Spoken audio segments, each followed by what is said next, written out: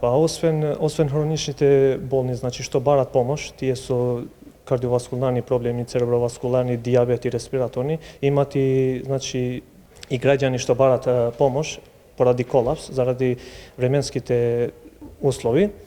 Значи имаме покачени температури, како што видите, до 40 степени, значи имаме проблем со колабирање. Со големен број на граѓаните што се дојдени од надвор од државата, имаме огромен број со сообраќајки и со тоа, значи, еден возрастен човек, значи, треба да пие над 2-3 литра на ден, ама сега со овие времења, значи, треба и повише.